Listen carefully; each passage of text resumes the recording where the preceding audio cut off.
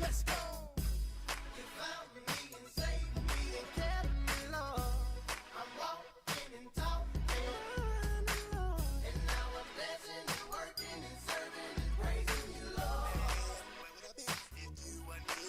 I wanna thank you, Lord, for all you've done for me. I was lost, but now I found you. Get my feet on solid ground. I was blind, now I see that you gave me victory. I was blind, but now I see. Lord, you gave me victory. I wanna thank you, thank you, thank you. Yes, I gotta thank you, Lord. I wanna thank you, thank you, thank you. Yes, I must thank you, Lord. I wanna thank you, thank you, thank you. I wanna thank you. You're my everything. Come on, come on.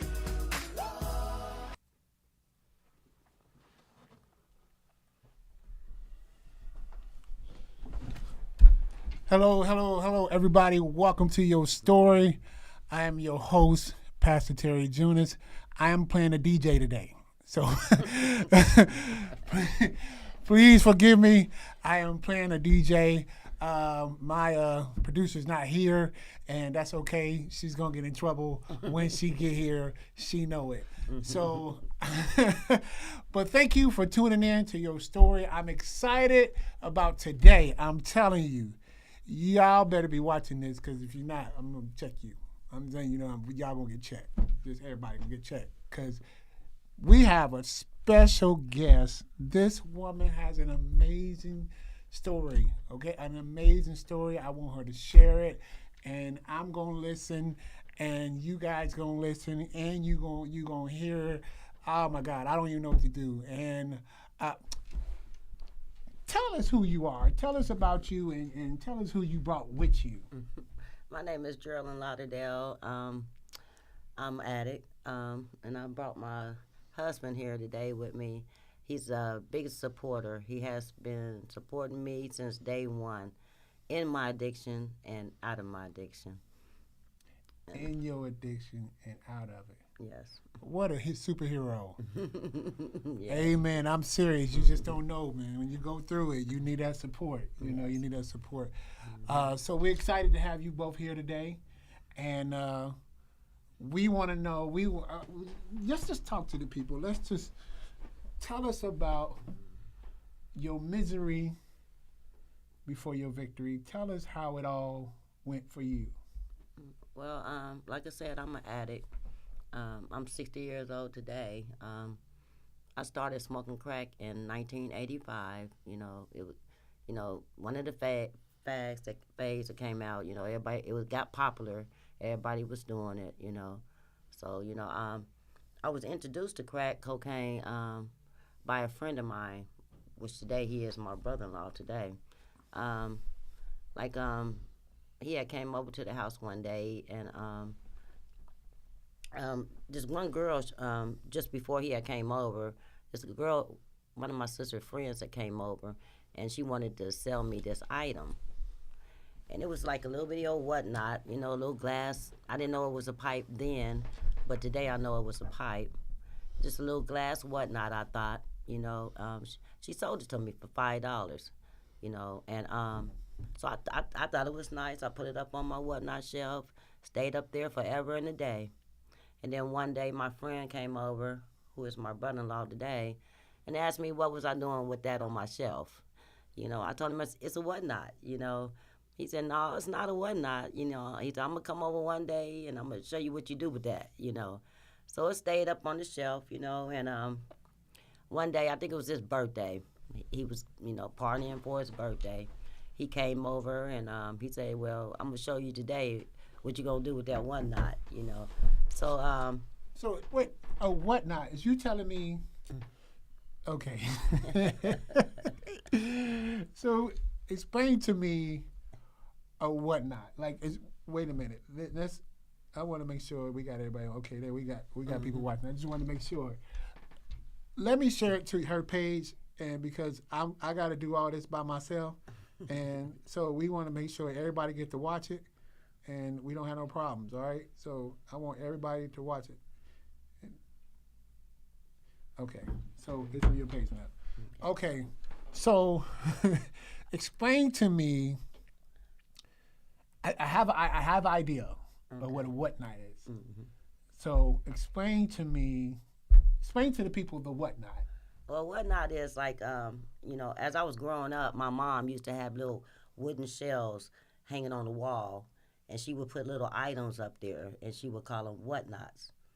So when I got my house and apartment or whatever, I would have little whatnot shelves, all through the house hanging on the walls where I would put little items up there, like little bitty things that, just sit up there, and they would call whatnots. So the item that my sister's friend had sold to me was a little glass pipe. Didn't know it was a pipe then. I just thought it was a whatnot. I thought it was cute and dandy, and I sat it right up there with the other whatnots.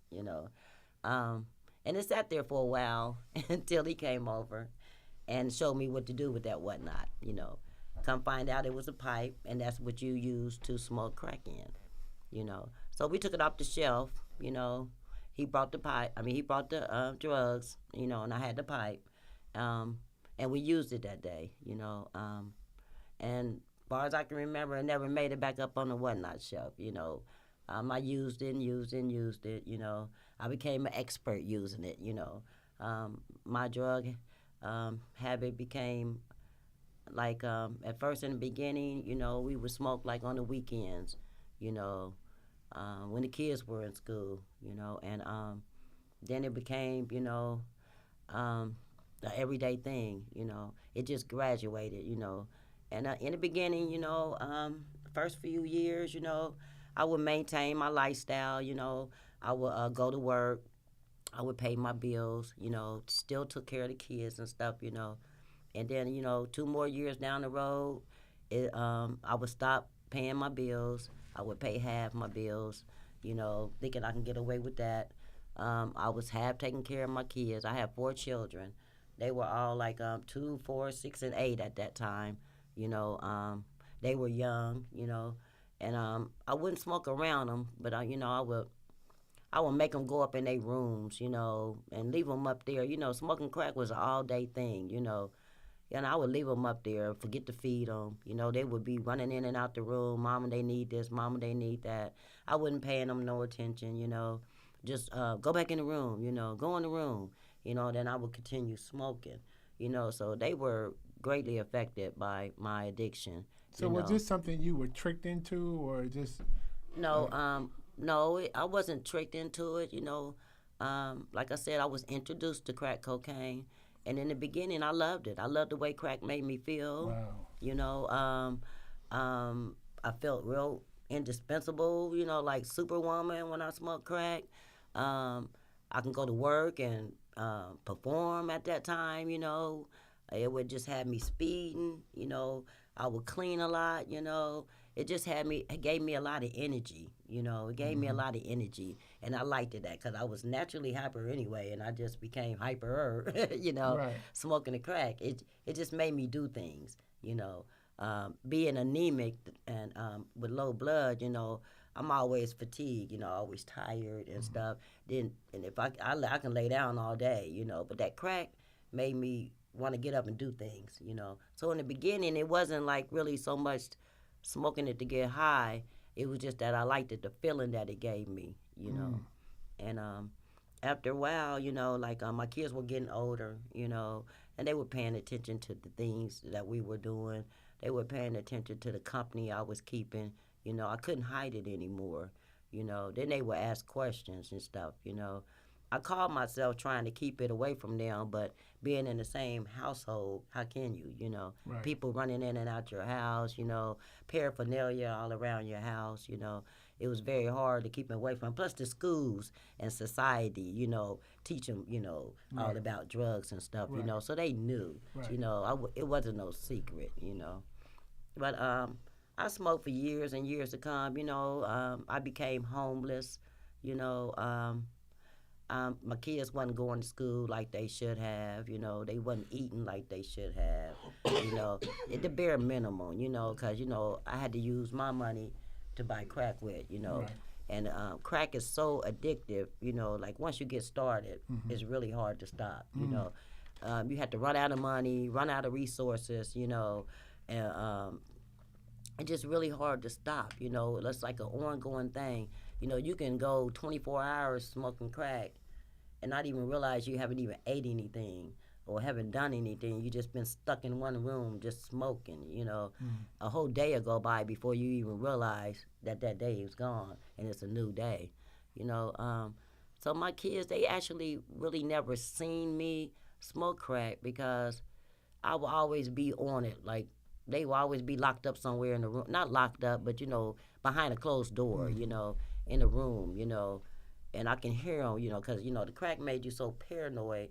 You listening to every sound that's around you. You know, you take that hit and then you just stuck and you just like listening to all the sounds around you. So, you know, every time I heard the doors open, it was like, get back in the room, you know, so they can never come out the room, you know, and have freedom, have freedom around the house, go about the house, because I was smoking crack, they was limited to that room, you know. But I smoked for a few more years after that, and things got, really bad where I became homeless, you know. I had in the beginning when I became homeless, I had my kids with me, all four of them.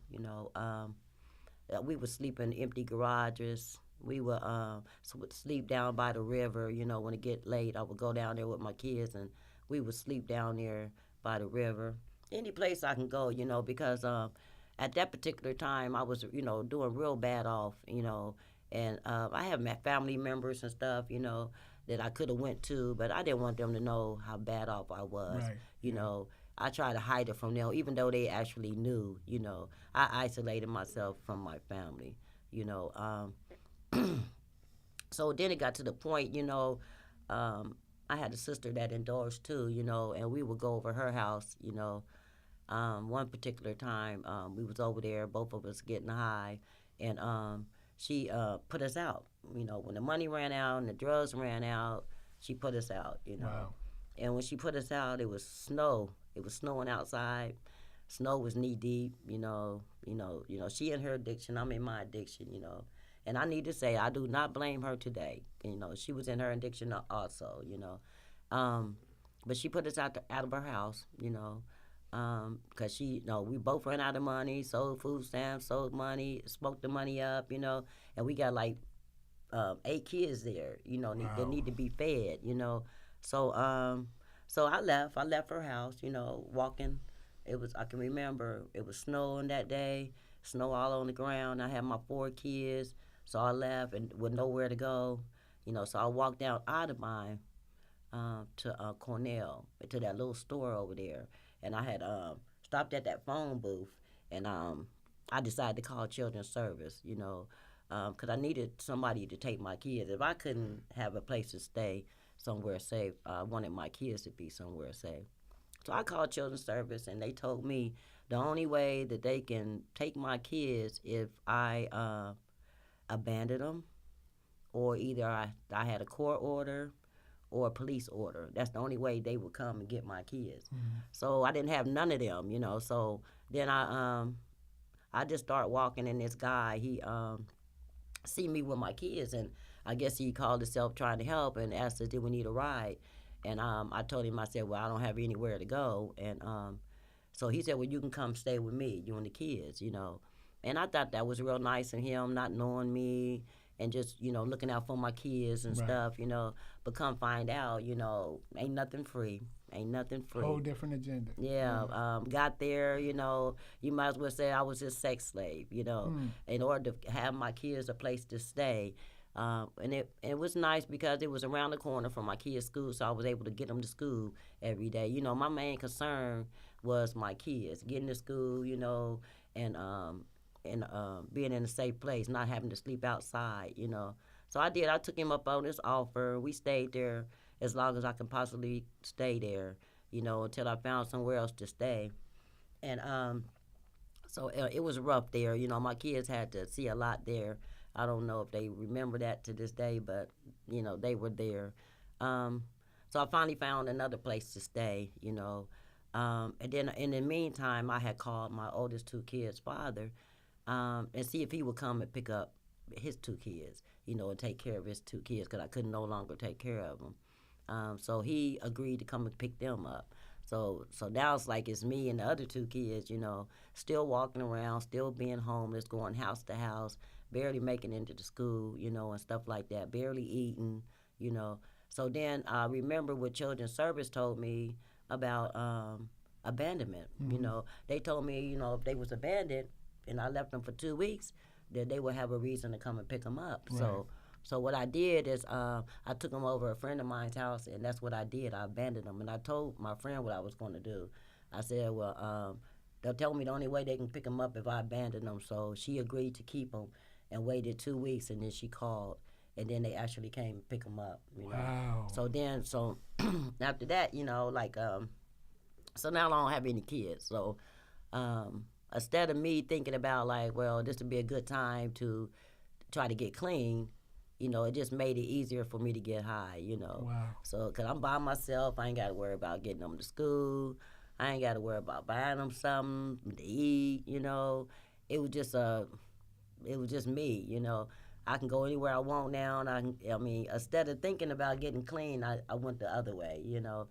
It was just a good opportunity for me to go and come as I wanted to and get high as much as I wanted to, you know. And that's just what I did for like about maybe 6 to 7 more years without the kids, you know. Then it come to the point where the ones that had got with the Children's Service, they had a family that wanted to adopt them.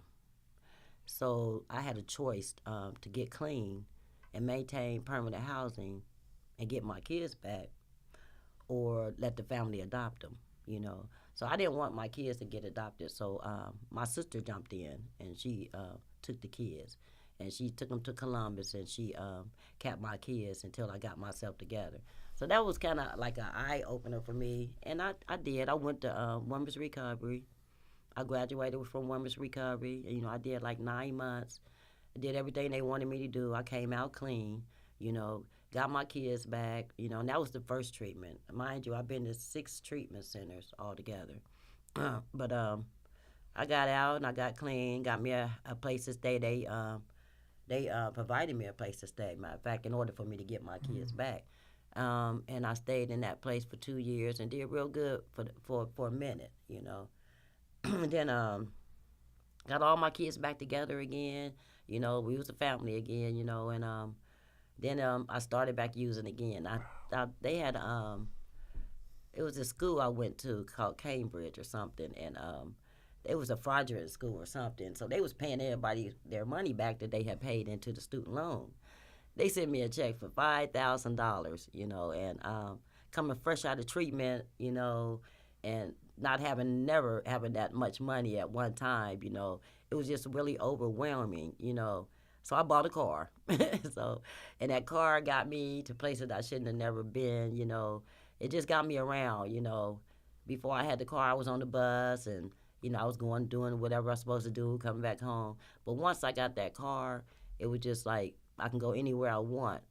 And my first place that I choose to go is in the dope area, where I wanted to show them how good I was doing, you know. And I did. I went, you know, I got a car now, I'm doing real good. I got a place and stuff, you know.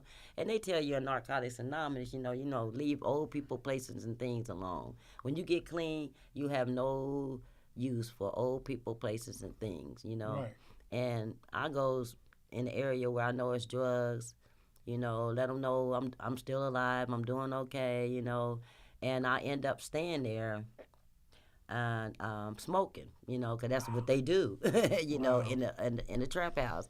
So so I smoked. I started smoking. The next, you know, I rented my car out. You know, I just got this car. I had it for like 3 days, and I rented my car out. And the girl I rent my car out to, she went to a club that night, and she got in an accident. She was feuding with a few of her friends up in that club, and they chased her while she was in my car, and she ended up having an accident.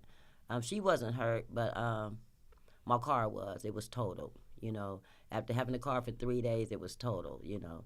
So so I thought maybe, you know, they tell you in Narcotics Anonymous, you know, when you go back out, it gets 10 times worse or real fast, you know. So even after that, you know, that I done woke up the beast, you know, I couldn't stop, you know, and my kids was getting older and older and stuff. You know, I smoked for a few more years after that. Went to a few more treatments and stuff. You know, and then my kids got grown. You know, it was that time where they were just grown and they was just, you know, going about their business, moving out the house, you know, living their life and stuff. You know, and I'm still steady smoking, smoking and smoking. You know, and all through my addiction, you know, it wasn't lovely. You know, my addiction, you know, it took me places that I didn't want to be, but the dope took me there. You know, through my addiction, I've been raped 4 times. Wow. You know, and the one rape that really got to me, you know, was the rape that the last one. This man, he had held me hostage in his car for like 4 hours, at least 4 hours, I know. And you know, he did any and everything he could in them 4 hours. You know, then after that, he got in the driver's seat, started to drive. So I'm thinking, you know, like he's gonna let me go. You know, so I started reaching for my clothes. He said, no, leave him back there. So I left him back there. So I thought maybe he'd drive somewhere and drop me off. And then he said, well, get out. And so I'm like, you know, reaching for my clothes again. He said, no. I said, get out. And then he started reaching up under the seat. And when he started reaching up the seat, I just opened up the door and I just jumped out, you know. As the van was driving, still driving, I jumped out. But by the grace of God, I landed in between two parked cars, you know, and I came away from that incident with just my knees scarfed up and my elbows scarfed up. But it was the most humiliating day in my life because I didn't have anything on. You know, he wouldn't let me get my clothes. He wouldn't let me put my clothes on. I had to jump out the van butt naked, you know, and I was in an area I was unfamiliar with, you know, so I didn't know anybody, know where to go, you know, and I was standing on the corner of Cincinnati Street, Cincinnati and Stewart, you know, flagging cars down, you know, trying to get somebody to stop and help me, crying, you know, but, you know, wouldn't nobody stop? Wouldn't nobody stop and help me? You know, I guess they might have thought I was crazy or something, you know, because I'm standing there butt naked, you know. They wouldn't nobody stop and help me, so I just started walking through the backyards of people's backyards. Maybe I seen some clothes hanging up or anything, and I did. I found 2 towels, and I put them around my waist and around my shoulders. And then I started knocking on people's doors. And you know how you can hear people coming to the door or see them when they get to the peephole, you know. They would be quiet and wouldn't answer the door, wouldn't say anything.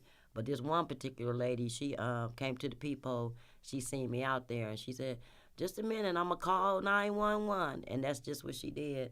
And when she called 911, she told me I could sit on her porch until they got there. And I sat on the porch, and when the police got there, they told me, we've been looking for you, you know.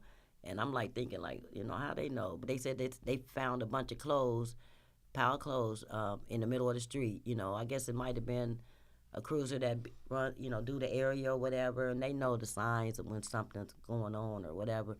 But he told me they found a bunch of clothes piled up in a bunch of street. They knew something had happened. They just didn't know what. And they were my clothes, so they went back and they got them so they can use them for evidence and stuff, you know. After that incident, I tried to get clean again. I went to another treatment center, you know. I did that treatment center, graduated. I always, out of all the 6 treatment centers I went through, I actually graduated. And I came out and I tried to stay clean. But just like I went back out again, you know. But in this treatment center, like I had stayed there maybe 9 or 10 months or something. And just like a year after the rape, you know, Detective Ison, you know, she was on my case. She had contacted me and told me that they had found the guy that they think that had raped me and wanted to know if I can come and do a lineup, pick him out in the lineup. So I did. The treatment center lady took me down there to the police station, and I picked him out in the lineup, and there was another female down there that picked him out in the lineup also, you know, and they ended up convicting him for rape because it was at the time when this man was going around, he was posing as a police officer, and he was going around picking prostitutes off the streets and raping them and killing them and putting them in garbage bags and dumping them in the dumpster, you know. I don't know why I was spared, you know. you know, like I always thought God left me in my addiction, you know, but today I know God was there all along, all through my addiction, you know, because I shouldn't even be living today the things that I went through, you know. I escaped all that, you know, and I know it was only because God was there. It was only because of the grace of God, you know. So he was evicted and, convicted, and he went away. Um, I don't know if he's still in jail or out today. I don't, because I never kept up with her or anything. I'm just glad they caught him so he couldn't do that to anybody else, you know. They don't deserve that. I didn't deserve that, you know. But I do know today, you know, I put myself in a lot of situations, you know, that caused me harm, that brought harm to me, you know, that brought harm to my kids, you know, their mental state and stuff like that, you know. And it was all because of my addiction. You know, I wasn't a bad person. I just did some bad things, and that's because I was under the influence of drugs, you know. And just like, you know, I don't know, my last treatment center I went to was Woodhaven. You know, that was my 6th treatment center. I went there. I graduated from there also, you know. But I just like to share my last high. You know, my clean date is April the 3rd, 2017. You know, I celebrated 5 years of clean time, you know. But April the 2nd was my last day I got high. I count April the 3rd because that day I didn't get to do any drugs, you know, so that's my clean date. But I have been getting high all that day.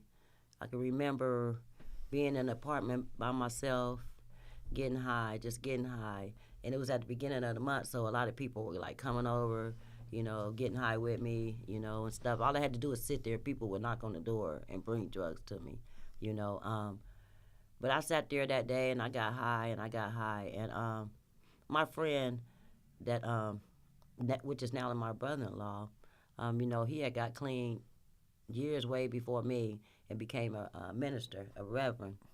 And so he had, you know, been getting me to go to church and stuff, you know, with him. He would come and pick me up, take me to church, you know, and try to get me back into church. You know, at this particular time, he thought I was still clean. He didn't know I was still using. He thought I was still clean, but he would pick me up and, you know, he was real persistent about me going to church, you know, and he would pick me up and he would take me to church, you know. So this particular time, it was on a Saturday. I had been getting high all that night.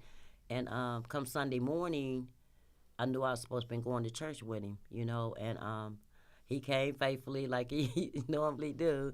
And usually I would, like, not even answer the door or, you know, do like the people was doing me, look at the people and see that it was him and wouldn't open it, you know. But I went on and opened the door. You know, I was so tired and I hadn't had sleep for 24 hours.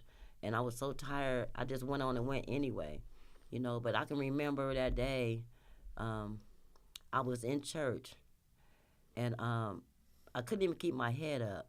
You know, but I love church. You know, I love the music. You know, I just love to praise God. And I'm in church, and I'm just saying, that's all I can say. All while the service was going on was just help me, God. Help me. Just help me, God. That's the only thing that would come out of my mouth this particular day, you know. And so I just was praying to God. You know, I just didn't want to do this anymore. I just want to stop. I just didn't want to do this anymore. So when church service was over, he took me home, and so I borrowed $20 from him when he took me home. You know, I told him I was going to get some cigarettes, something to eat. You know, he gave me the $20, you know. And this particular time I had lived right across the hall from a dope house, you know. So before I could even go in my apartment, I knocked on the dope man's door, and I bought a 20, you know, and went in the house. You know, and I got my Sunday clothes off and stuff, you know. And then, you know, like people that use drugs, they got like a ritual, you know. Like for me, I have to like get all my stuff together, you know, like all my paraphernalia, my drugs, you know, everything I need in order to use this drug. I had to get it all together and have it on the side of me, you know. So I did all that, you know, because, you know, like once I hit I'm stuck, you know. So everything got to be like right there because I'm not gonna move to go nowhere. So I got everything together, preparing myself to, you know, get high that day, and I fell asleep.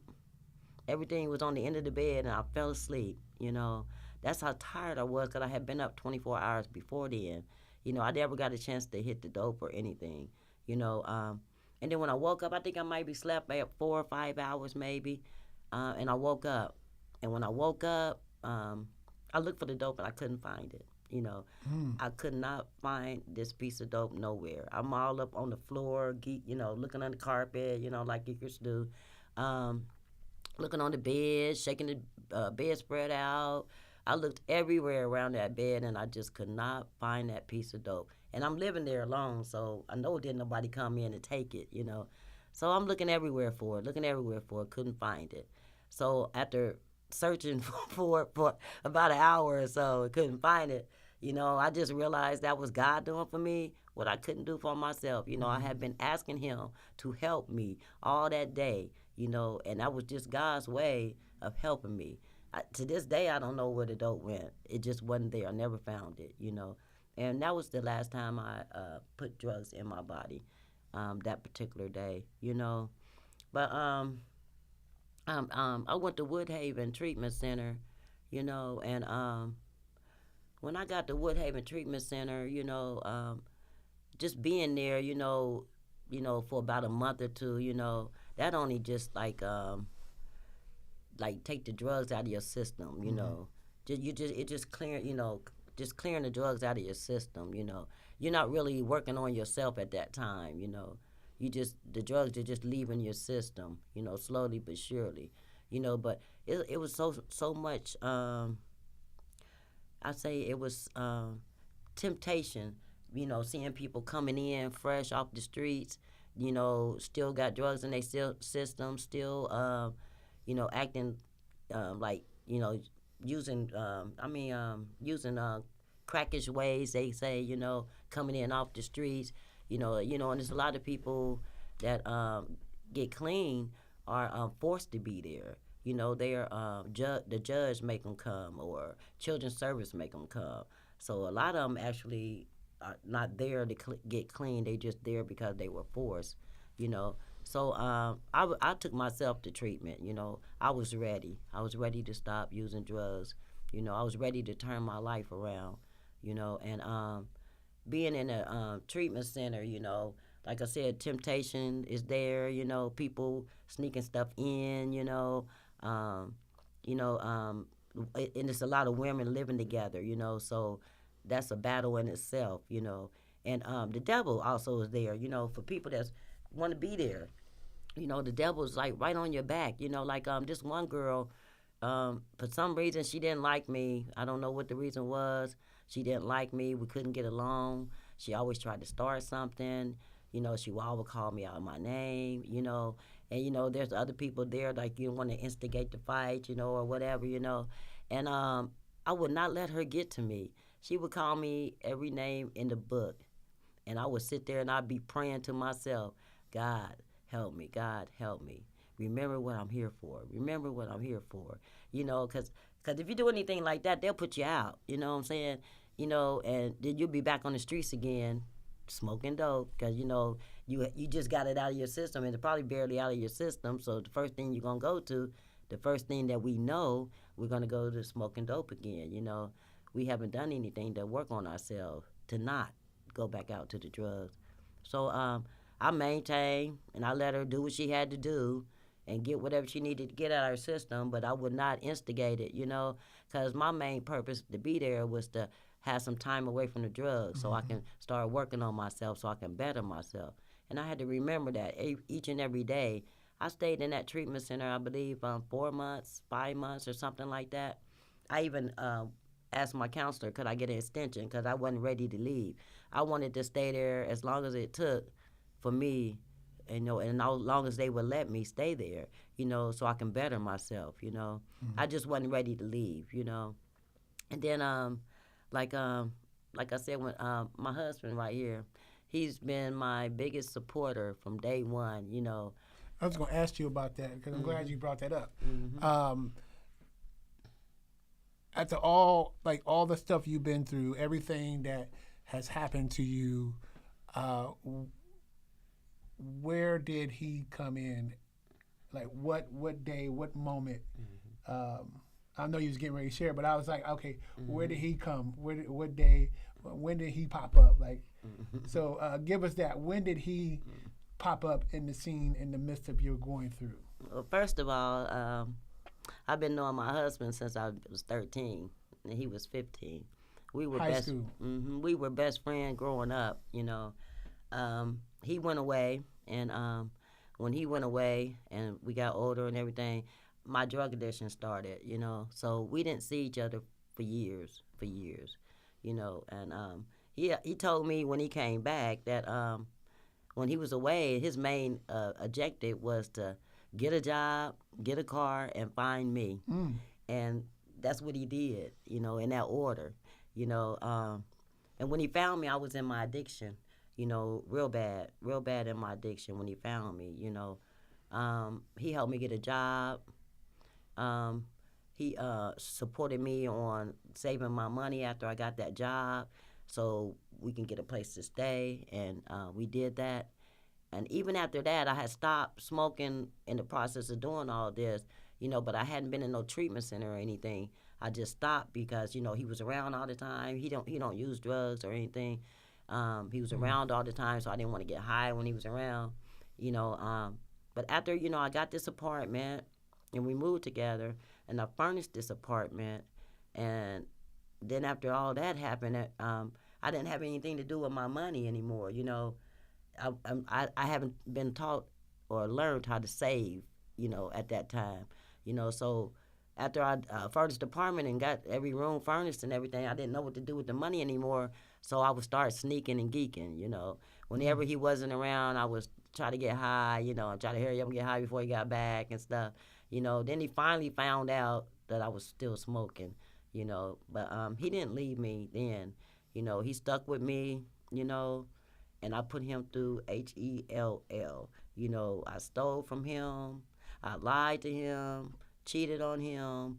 If I was me, I wouldn't be around me today.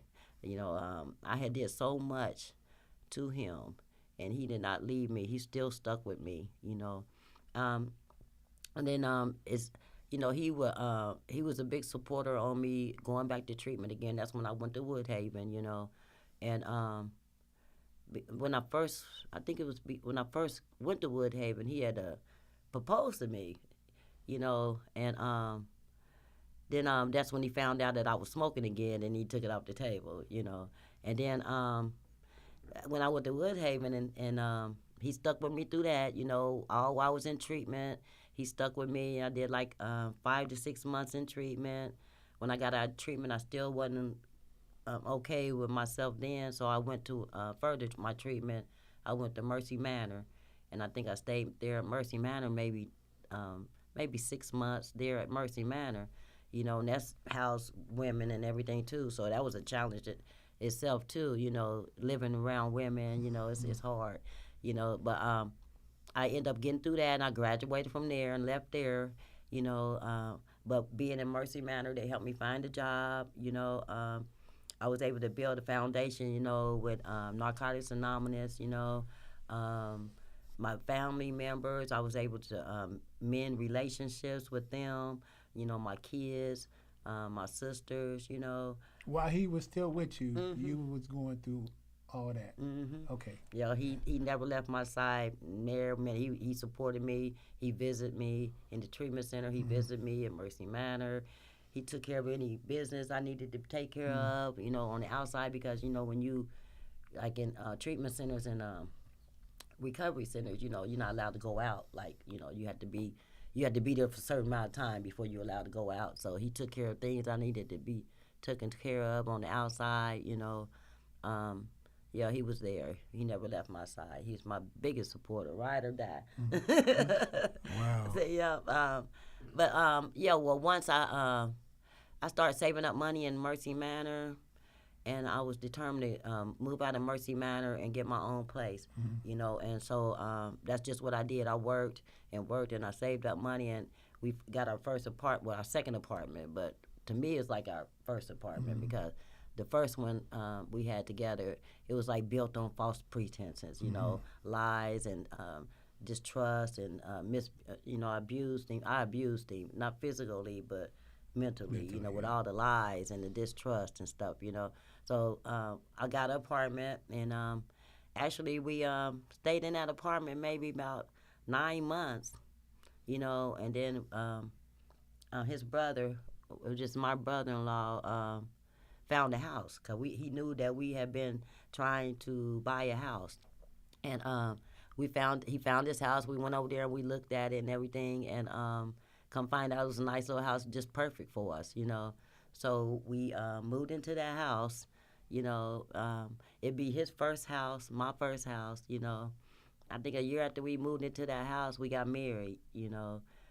His first marriage, my first marriage, you know. It's both of our first, you know. So it was good to be able to do that with him, you know. Both of us being away out of, you know, what's he say? Not in society, but out of society. You know what I'm saying? And then to come together and do our first together, first marriage, first house. You know, it was wonderful. You know, we have a good relationship. We have a great relationship today.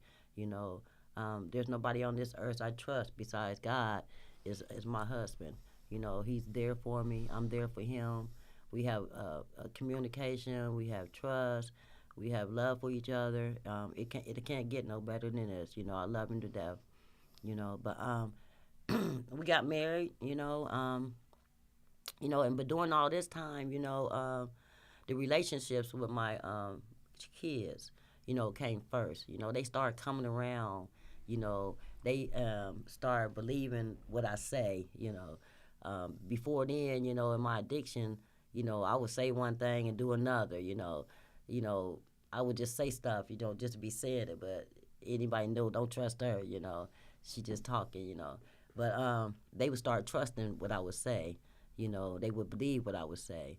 You know, they start coming around a lot. You know, telling me they love me. You know, and stuff like that. So the relationship was getting better with my children. Who took it? And I can imagine the kids, like, that was pretty heavy on them, like the weight of it coming down on them to see their mom in a place where they never thought they'd see their mom at. You know what I mean? Like, so, like, I'm kind of worried. I don't know how to. I'm trying to figure out how to ask this question because it's almost like I'm not. Who's the oldest? You got the daughter. One of the daughter is the oldest. I have a daughter. You know, she's the oldest. She's 42 now. Okay. But me, when I was in my addiction, she hated me. That's what I was trying to. Who took it to heart? It's like she hated me, and we could not get along for nothing to save the world. You know, she would call me names. You know, she would call me names. You know, and we fought. You know, like 3 times. You know, in her adulthood. You know, and but today, you know, I can truly say that that's the one that's there for me now. You know, the most. You know what I'm saying? Right. And my husband tell me all the time, that's the one that loves you most. You know, she's always here. You know, she always texts me telling me she loves me. You know, and stuff. You know, and our relationship is great. You know, the relationship with my youngest daughter, I think she was like, she didn't see like what my oldest daughter seen. You know, my youngest daughter didn't see as much. You know, she always would be over her aunt's house all the time. You know, she didn't really see as much as the other kids did. Well, the boys, they wasn't in the household. At the age of 14, they was misbehaving, and they went on to do their own thing. So I could say they left at the age of 14, you know. But my oldest daughter, she seen a lot, you know, and she hated me the most, I think, you know. But today I can say our relationship is lovely. I love her, she loves me, and she lets me know it each and every day, you know. I have my oldest son, through all my addiction, you know, like at the age of 16, he had got in trouble, and they tried him as an adult. And when they tried him as an adult, they gave him 7 years. And so I guess he stayed in the youth facility until he turned age to go to the prison. And then I wasn't there for him. None of that. I didn't go see him. I couldn't even get him an attorney. Didn't know too much about his case or anything because when they came and got him out of my house. That probably was the last time I seen him till he got out of jail. I was not there for him. And my addiction took all that away. I couldn't be the mother that I know I could be because I was on drugs. So then 10 years he gets out and 10 years go by, and he got in trouble again. And so now he got in trouble this time. He was tried and convicted for murder. And they gave him life without parole. So he's been gone for about 10 years now. But in the beginning, I was in my addiction, when they first came and got him. I say maybe the first 5 years I was in my addiction. But once I got clean, I started being there for him. I made a promise to myself, that it's not going to be like it was when he was 16. I'm going to do whatever I can for him. I'm going to be there for him. I'm going to visit him. I'm going to ride him, He's going to know that I'm there, And that's what I've been doing, these last 5 years, letting him know that mama's there now. I can't do nothing about you being in there, not right now in any way, but I've been looking into it, because I truly believe as a black man that they gave him more time than he should have got, They say he did one murder, I see people on the news every day that commits 2 or 3 murders and don't get as much time as my son get. They gave my son life without parole. They saying that he's never getting out, that he will die in there. And that's what the courts say. But I see different. I know God is on my side, and and I go by what God say. I believe somewhere down the road, God will show me the way where I can, either get his time reduced. I might not can get him out, but at least I can get his time reduced where he can have an out date. Well, the thing that's amazing, sometimes God is a repeater, and what I mean by that, God don't have a problem repeating the same thing over and over. And what he do for you, he'll do the same thing for somebody else, right? And so the fact that your son has got parole, a life without parole, if God can bring you out, he can bring him out. And one of the things that I love about your story, especially for your husband, that God sent the cover to cover. And what I meant by that is God covered him to cover you. And that's how God works. Like it could have been anybody that God could have sent, but God sent someone who he can cover to cover you. And that's why it gave you hope. Like a lot of times you were going through these steps of like, I'm going to treatment and I go back out. I'm going to treatment, I'm going back out. And see, God knew the right time to say, okay, that guy you met when you was 13 and 15, I know what I'm doing. This is me being strategic because I know what you're getting ready to go through. And so it wasn't meant for you to be with him at 13 and 15, but when he comes back, he's going to be there for you because you're going to go through something, and he's going to be there to bring you out. He's going to be there by your side, and I'm going to cover him to cover you. Yes, sir. I believe that. You see what I'm saying? So the thing is that a lot of times we don't know why we go through it, but we got to go through it because, like now, you went through it, but now you're helping somebody else that's going through it. And so they need to know how if she got out, I can get out too, right? And so if God can send her a husband, he can send me one too, right? And so that's what people need to know. Like your daughter is now y'all besties. What's the word they use now? BFF. Y'all buddies. So yes, she was bumping head. You know why? Because she didn't understand. Yeah. And that's right. She didn't understand how the mom that raised her from birth is now in a place where I don't understand. And so, and the only way I can express how I feel is to attack. but I'm really hurt. And now that she see that her mom is in a different position, she's like, okay, it makes sense. This is my mom, you know. And see, your healing healed her. Yeah. Your healing healed her. And now she's like, oh, that's mom's. But one thing that people need to pay attention to, even though you went through that, it didn't have effect on your oldest daughter. It may have made her get off sight, but it never took her. She saw you come out, but she didn't go where you went. Yeah. You see what I'm saying? She didn't do what you do. Yeah. She didn't do what you. She saw you come out. She saw you go through it, and so God kept her in your going, in your going through. God is all knowing. God is all knowing, and God knows what we're gonna go through before we know what we're gonna go through. That's right. And the one thing that's beautiful about this story is that you made it. You made it out, right? You was out there on the street. I wish somebody really get this, that you was out there in the streets. This is how much God really loves us. And we really need to understand the love of God. It's unbelievable how much God really loves us, because not one time did God take his hands off you. Yeah. God saved you in every area, every situation that you were facing, that you were in. He saved your life. Even when the guy told you to get out the van and you rolled out in the middle of the two cars, that was God saying, not this one, saving you. Yeah, you may have been humiliated and showing yourself and you know, all in bed, but still you were saved in that moment. And yeah, you may have failed, but you got up. So God has now worked in your faith. Sometimes, like I said, God will allow us to go through things to say, look, this is going to be me to bring you out. This is going to be me to bring you out of this mess.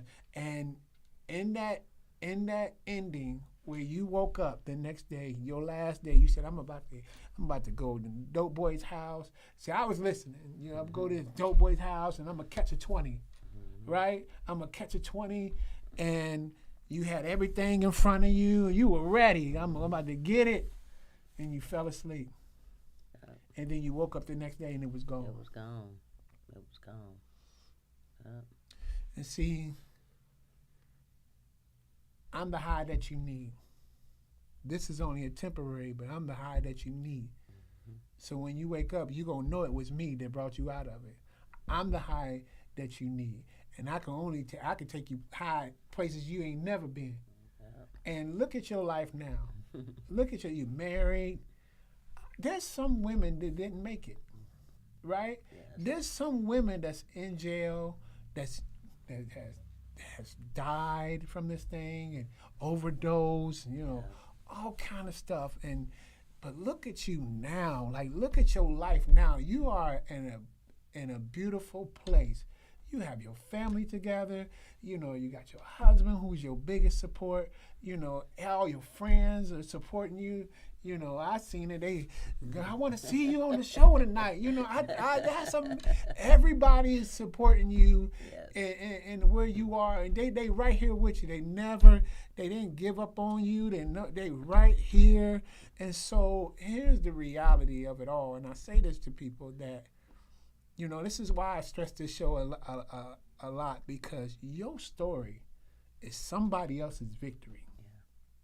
Your story is somebody else's breakthrough. Your story is a key to somebody needing to open up a door and walk out of a situation that they can't seem to figure out. And guess who gets the glory? God. Because you said that it was God that brought you out. That's right. So if God can bring her out, he can bring me out. And you yelled at the end, you said, God, I need your help. I need your help. You didn't say your husband. You didn't say nobody else. You said, God, I need your help. And what did he do? Put you to sleep. Yeah. And you woke up and you couldn't find the drug nowhere. I know it was God that put you to sleep. And I know it was God that took the drug. Yep. You know, can't nobody tell me different. So my thing is that, listen, you can't do it by yourself. But it's when you call on God. It's when you call on God. He'll bring you out. He'll make a way. It's when you say, God, I can't do it. I even say it to this day. And I say, God, look, I don't know how to handle you. If you want me to not do this or whatever, you're going to have to do it because I can't. I need you to do it. And sure enough, there's a peace. You know, I get a peace about, all right, God, it's in your hand and I move. So I just pray that this story really bless someone, like somebody, like, so tell us, like, the after, like, where are you now? Like, where are you right now? Where is Sister Lauderdale at now? Where are you at now? Well, I done had a few jobs since I got clean. I even went back to the treatment center where I was admitted to, and I worked there as a RA. You know, I worked third shift, so I would be there when the women got up in the mornings, you know, and I could share with the women, you know, things, you know, like I used to be here, you know, I used to be in that room right there that you in, you know, and I would share with them, you know, give them some experience, strength, and hope that they can get through this treatment center, you know, they can live their life, you know what I'm saying? But I guess it was only for me to be there for a season, you know, God is in the driver's seat of my life, you know, and I go where He directs me. Right now, he's driving. He's driving Fast, yeah. too. Taking you places you ain't never been. So I guess it was there. I was only even meant to be there for a minute, you know, and then cause my true passion is working in healthcare, you know, working with dementia, Alzheimer's, you know, working with people that can't do things for themselves. You know, I feel I get so much fulfillment, and it's my passion to be there to help them, you know. I took care of my mom along with my sisters when my mom had cancer, you know. I came in on the end part, you know, because like I said, in my addiction, I was isolated. And then when my mom had cancer, you know, I was always the last person to know things because they could never find me. I never had a telephone number, you know. They didn't know no address, you know. So I was always the last person to know things, you know. But like I said, I would pray to God, please, God, when my mom passed away, don't let me be the last person to know. And only by the grace of God, I was there holding my mom's hand when she took her last breath, you know, even in my addiction. You know, that morning, her last day, it was supposed to be my turn to watch her. You know, even when she went to Hopkins, we took turns going to Hopkins and, you know, watching over my mom while she was in Hopkins. So this was my turn to do it, but I was late, as usual, you know, and it was snow knee-deep. You know, I was out getting high that night, and I was late to relieve my sister. But once I got there and my sister had left, as soon as my sister left, they told us, no, she ain't got that much time. You better call her back, you know. But I was there, you know. They didn't have to find me. I didn't find out 2 weeks later, you know. I was able to be there, and that was only because of the grace of God, you know. Let me ask you this. We ain't got that much time left. Okay. So let me no, you good because you ready. you ready to go in. We gonna have to do a part 2, y'all. Y'all better, 'cause she about to tell you, hey, she about to give it to you, and it's good. I can sit here all night and listen. But I want you to do something because I know you said something earlier that you wanted to send a shout out to some people that, and then when you do the shout out, I want you to speak to the camera and encourage people that are going through what you came out of, and tell them that they're, you know, give them encouragement that there is a way out, okay? And so we're gonna allow you to do that. You know, just look straight into the camera. So I just want to say, you know, I smoked crack cocaine over half of my life, you know. I just got 5 years clean, but in them 5 years, with the help of God and all the people that support me, my family, my friends, you know, I was able to, you know, have a life, you know. Don't think that because you a certain age or you've been smoking this long that you can't get clean and still have a life, you know. I love my life today.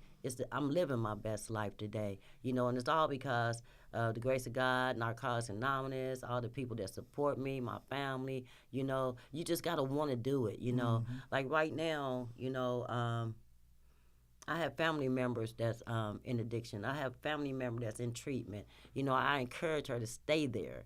You know, get an extension. You know what I'm saying?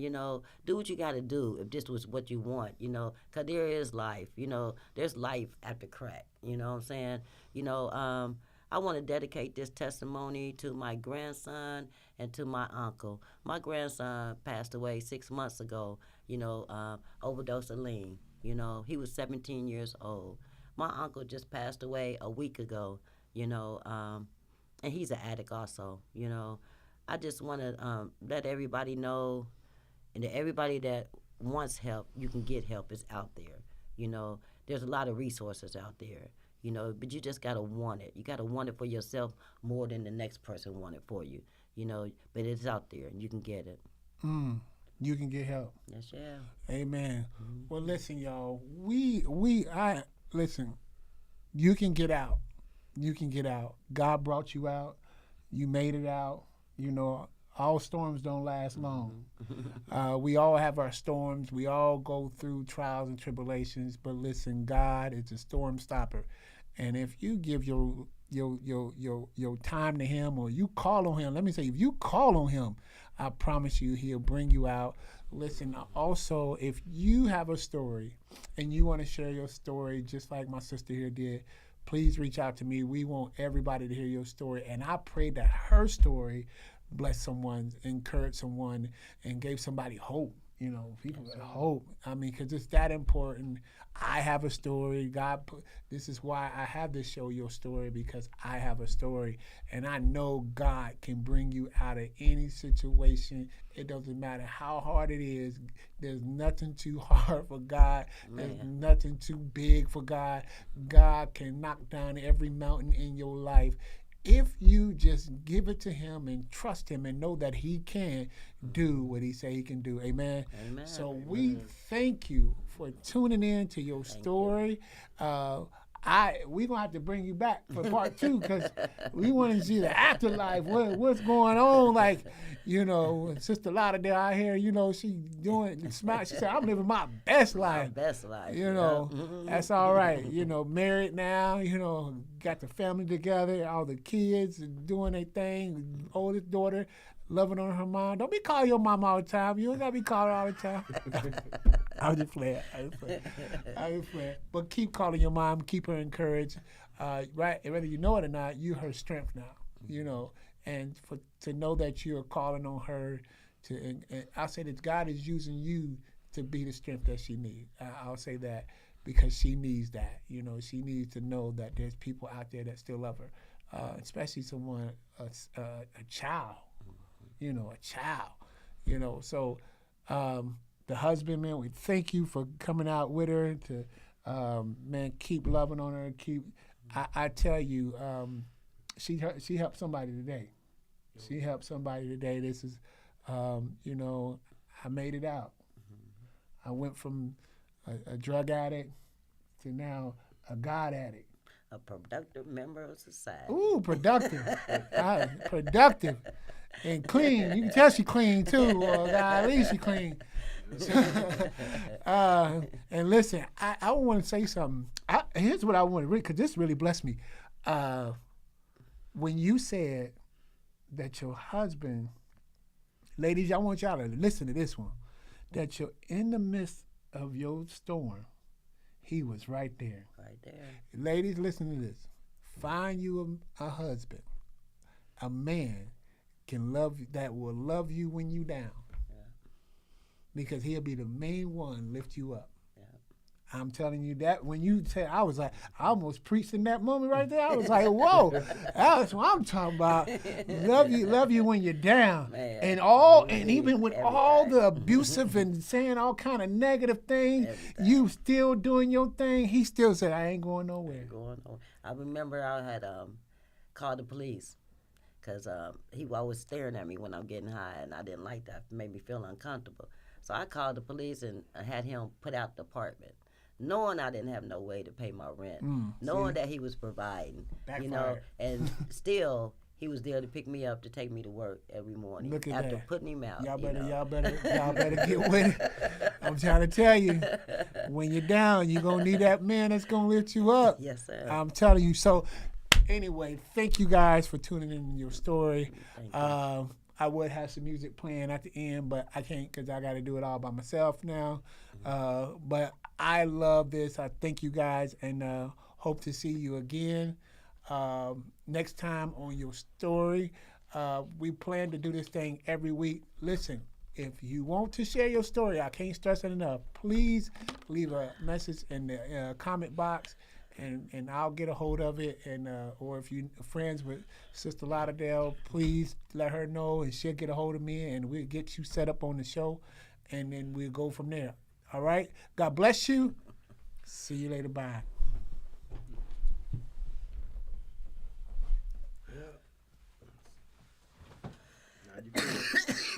I feel okay.